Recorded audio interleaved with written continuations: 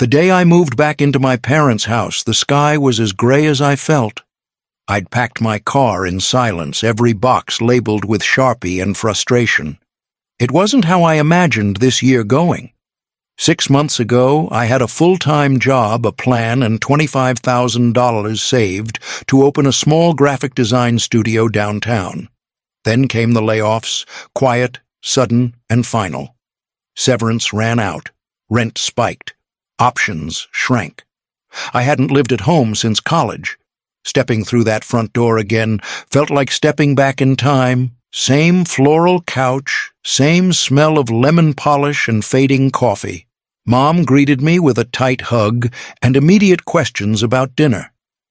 Dad gave me a firm nod from his recliner eyes, half on the news. Raina wasn't home yet, but her jacket was draped over the banister shoes, kicked off carelessly near the steps. I took the old guest room, now half storage, half laundry overflow. I didn't unpack much, just the essentials. Everything else stayed in boxes. Temporary, I reminded myself, just until I got back on my feet. That first week passed in predictable rhythms. Mom filled my plate like I was still 17.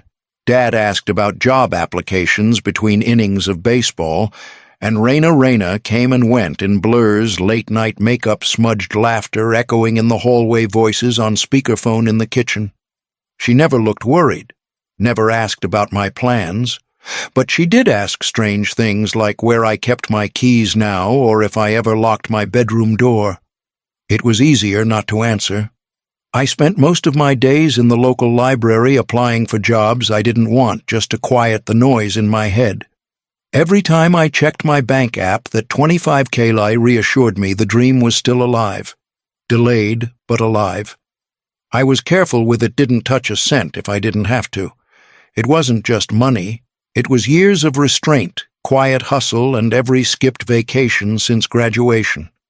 At dinner, the conversations stayed surface deep. Raina talked over everyone.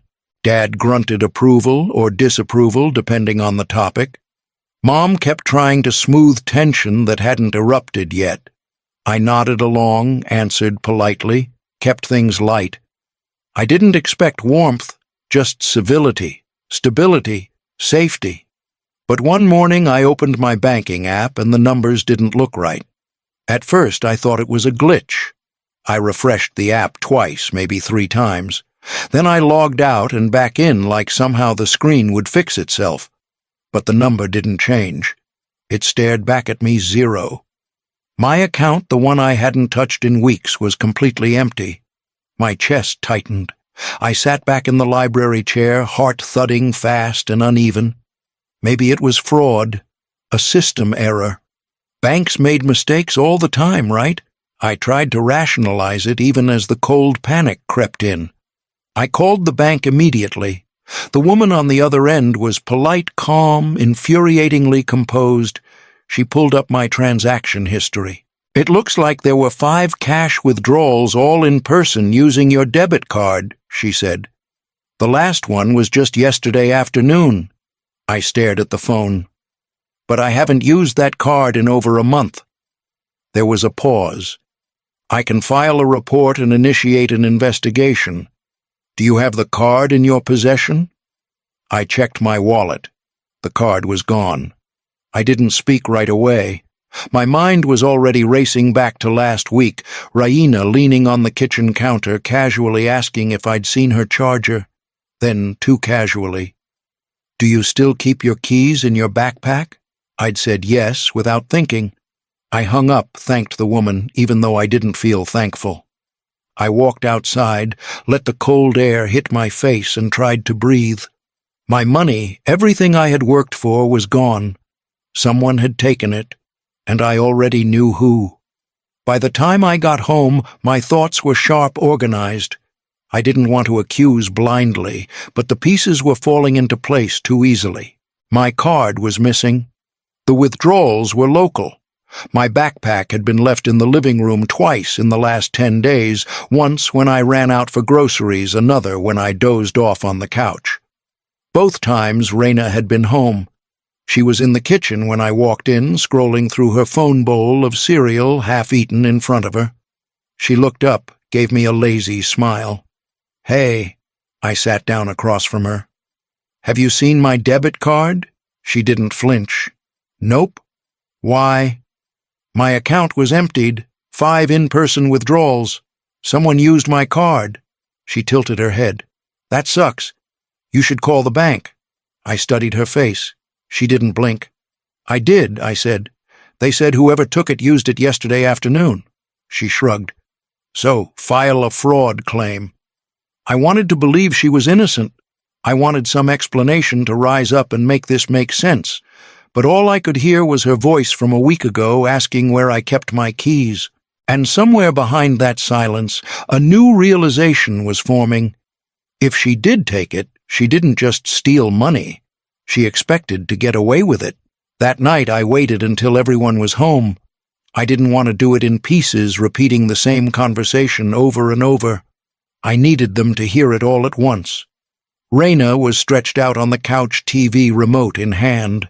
Mom was folding laundry at the dining table. Dad scrolled through his tablet like he wasn't really reading. I stood near the doorway holding the printed bank statement in one hand and my breath in the other. "I need to talk to you all," I said. Mom looked up. Dad didn't. Raina didn't either. My account was wiped clean. $25,000. Gone in 5 withdrawals. My debit card is missing. And the withdrawals happened at local ATMs, the last one yesterday. Mom set down a towel. "Oh, Micah, that's awful." Raina raised an eyebrow but said nothing. "I'm filing a fraud report," I continued, "but I think someone in this house took the card." "I think it was Raina." That got Dad's attention. He looked up sharply. "Micah, come on." Raina laughed, an actual laugh, like I'd told a bad joke. Seriously, I didn't blink. "You asked where I kept my keys last week. My card's gone. You were home both times it went missing." "You think I stole your card and took your money?" she scoffed. "Are you hearing yourself?" Mom stepped in, voice firm. "Micah, I know you're upset, but don't throw around accusations like that. I'm not throwing anything. I'm showing you facts." I held up the paper. "She's your sister," Dad said, standing now. "You think she'd do that to you? I don't think." "I know." "Maybe you misplaced the card," Mom offered gently. "You've had a lot on your plate lately. You're stressed. You just moved back." I stared at her. "You think I imagined 5 withdrawals? She's going through a lot," Mom said. "She's had a hard year, too. Things you don't know about. So that makes it okay." "No one's saying that," Dad muttered. Raina stood up, arms crossed, looking offended rather than afraid. "You've always hated me. You never let anything go. This is just you being you." I looked at all 3 of them. The silence that followed wasn't neutral, it was siding with her. I wasn't just wrong in their eyes. I was the problem, the accuser, the disruptor. I walked out of the room without another word. That night I didn't sleep. I lay in bed, staring at the ceiling, wondering what was worse, the theft, or realizing that even with proof, no one wanted to see it. By morning, I'd stopped trying to convince anyone. I stopped explaining the next day. No more pointing to receipts. No more reminders that my card was gone. No more trying to reason with people who had already decided what they wanted to believe. Whatever warmth I had left drained out of me like water from a cracked glass. I started documenting everything, quietly. I called the bank again, requested transaction details with timestamps. I pulled footage from the ATM outside the gas station 2 blocks away, one I knew Raina liked, because it didn't have a camera inside the actual building, just outside. But the outside was enough. I saw her, hoodie on, my card in her hand. I recorded conversations with my phone tucked under a folded hoodie, the voice memo app running in the background. I didn't have a plan yet, just instinct. If they weren't going to hear me, maybe they'd believe their own voices. I began locking my door at night, a simple click that carried weight. I noticed the way Mom hesitated outside my room now, how Raina rolled her eyes louder than usual, how Dad avoided my side of the table. No one said anything, but the air was thick with it. I kept my bag zipped and closed my laptop password, protected my bank account, transferred to an online-only setup with two-factor authentication. My old card was canceled. I cut it in half and flushed the pieces. I became efficient in silence, moved like I was still part of the house but didn't belong to it. I ate after they did. I answered in short sentences. I folded my own laundry before Mom could get to it. They noticed. I know they did. But no one asked why. No one brought it up. Maybe they thought I was sulking. Maybe they thought I'd get over it. Or maybe somewhere deep down they knew they'd picked the wrong side and just didn't want to look at it. Raina especially kept her distance. She still laughed too loudly in the hallway, still acted like nothing had changed. But she didn't make eye contact when we passed in the kitchen. I wasn't waiting for justice anymore. I was building something quieter, something that would speak when I didn't have to. It was my father's idea to have the barbecue. He said the weather was finally warming up, and it had been too long since we'd all seen each other. I kept my face neutral when he brought it up, nodded when asked if I could help set up, and didn't say much beyond that. But inside, something clicked. I didn't plan revenge. That wasn't what this was. It was about alignment, making the truth visible, even if it left a scar. The backyard was full by 4. Folding chairs spread across the lawn, paper plates stacked high with ribs and corn, and salad old cousins trading familiar jokes. Raina floated between groups like she always did, charming when it counted, loud when it didn't. She laughed too easily. It grated. Dinner passed without drama. I waited. After we'd eaten, when the paper plates were crumpled and drinks were halfway done, I stood near the patio table and said, "Can I show you all something?" It was quiet enough for people to look up, just curious enough not to shrug it off. I pulled my phone from my pocket, scrolled to the voice memo, and hit play. Raina's voice came through the tiny speaker, crystal clear. He didn't even notice the money was gone until it was too late. 25 grand, like taking candy from a baby. A pause. I don't feel bad. He's always so self-righteous. Maybe now he'll shut up for once. The audio stopped. No commentary, no build-up, just her voice and the weight of it hanging in the silence. I looked at no one. Instead, I slid a small stack of papers across the patio table, printed transaction logs, ATM locations, time-stamped withdrawals. No one reached for them, but everyone saw. My father sat rigid, one hand resting on his knee like he was holding himself in place. My mother stared at the grass. Her lips parted, but no sound came. My aunt made a quiet sound like she wanted to say something but thought better of it. Raina stood by the cooler. Her cup was still in her hand, but her fingers tightened around it. She didn't say anything, didn't deny it. Just turned around and walked through the sliding door back into the house. The silence stayed behind her. It stayed even after people began shifting in their chairs, clearing throats, asking if there was more sweet tea. No one looked directly at me, not even my parents. I didn't speak again that night. I helped clean up without being asked, carried empty trays inside, threw away used napkins. When I passed Raina's room, her door was shut. The TV was on behind it, volume turned up too high. Later, as I rinsed the last pan in the kitchen sink, my father stood beside me. For a second, I thought he might say something. Instead, he reached for a dish towel and dried the pan without looking at me. My mother never came back into the kitchen. That night, I slept without locking my door. Not because I felt safer, but because I no longer cared who walked through it. The next morning, I found Mom waiting at the kitchen table. She hadn't touched her coffee. Her hands were clasped, knuckles pale. I sat across from her without saying anything. The air between us was dense and unmoving. "Why would you do that in front of everyone?" she asked.